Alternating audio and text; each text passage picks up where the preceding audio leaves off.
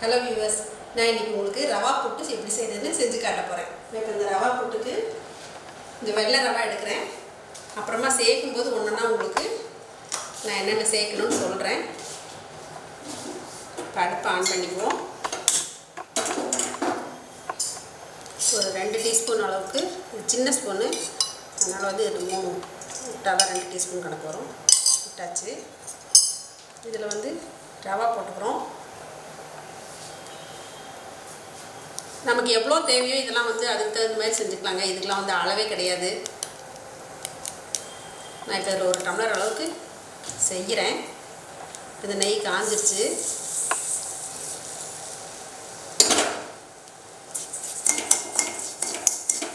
இந்த நெய் நல்லா காஞ்சோடனே ரவையை போட்டு வறுத்துக்கிறோம். அடுப்பை மட்டும் குறைச்சே வச்சுக்கணும்.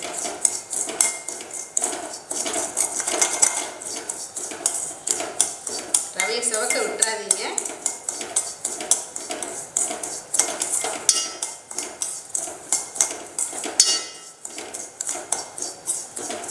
இது நல்லா ஒரு மாதிரி ஃப்ளேவர், அந்த நெய் ஸ்மெல்லாம் கலந்து ஒரு வாசம் வர்ற வரைக்கும் நீங்கள் நல்லா வறுத்துக்குங்க.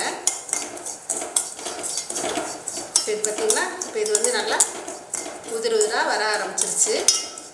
ஒரு 2 நிமிஷம் வறுத்தோடு இந்த ஸ்டேஜுக்கு வந்துடும். இப்போ நீங்கள் இதில் கொஞ்சமாக தண்ணி தெளிங்க. திரும்ப வருங்க.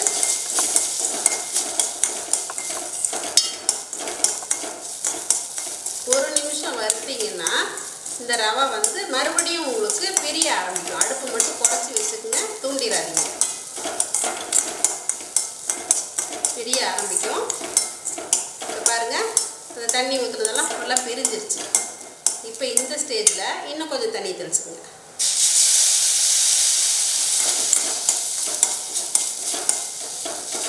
இப்போ பார்த்தீங்கன்னா கட்டியாக இருக்கிற மாதிரி இருக்கும். இப்போ இது மறுபடியும் முதல்ல இருந்த ஸ்டேஜுக்கே பிரியும். திருப்பி ஒரு தடவை நல்லா தண்ணி தெளிச்சுட்டு திரும்பவும் அதே மாதிரி வருங்க.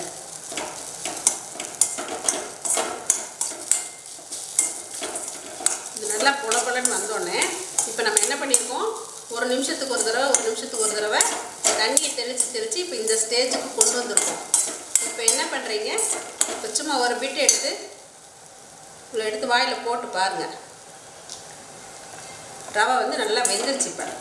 இப்போ இந்த ஸ்டேஜில் நீங்கள் என்ன பண்ணணும், ஏலக்காய் தூள் கொஞ்சம் சேர்த்துக்கிறோம். ஏலக்காய் தூள் உங்களுக்கு டேஸ்ட் பிடிக்கும்னா சேருங்க, நல்லா அவாய்ட் பண்ணிக்கணும், ஒன்றும் பிரச்சனை இல்லை. தேங்காய் துருவலை இதில் சேர்த்துறோம். நான் ஒரு டேபிள் ஸ்பூன், 1 டம்ளருக்கு 1 டேபிள் ஸ்பூன் தேங்காய் துருவல் எடுத்துருக்கேன். பெரட்டிட்டு அடுப்பு ஆஃப் பண்ணிடுங்க. ஆஃப் பண்ணிவிட்டு அடுத்ததாக நான் எங்கள் வீட்டில் நாட்டு சர்க்கரை தான் ஆப்ஷனாக வச்சுக்குவோம். நீங்களும் நாட்டு சர்க்கரை வேணும்னா போட்டுக்கோங்க, இல்லைன்னா சுகர் போட்டுருங்க. இவ்வளோதாங்க. நாட்டு சர்க்கரை கொஞ்சம் இனிப்பு அதிகமாக எடுத்து கொடுக்காது, அதனால் நான் கொஞ்சம் அதிகமாக போடுறேன். உங்களுக்கு தேவையான அளவு இனிப்பு பார்த்துட்டு போட்டுக்கோங்க. இந்த சர்க்கரை போடும்போது நீங்கள் அடுப்பை ஆஃப் பண்ணிடுங்க.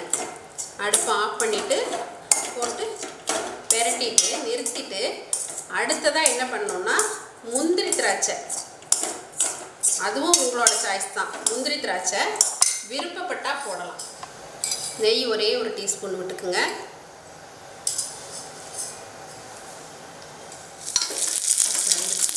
நல்லா காஞ்சதுனால எடுத்துட்டு இதில் மிக்ஸ் பண்ணிடலாம். இப்போ நிமிஷமாக செய்யக்கூடிய நம்மளோட ரவா புட்டு ரெடி ஆயிடுச்சுங்க. நீங்களும் இது மாதிரி ட்ரை பண்ணி பார்த்துட்டு கண்டிப்பாக வீட்டில் செஞ்சு பார்த்து எனக்கு கமெண்ட் சொல்லுங்கள்.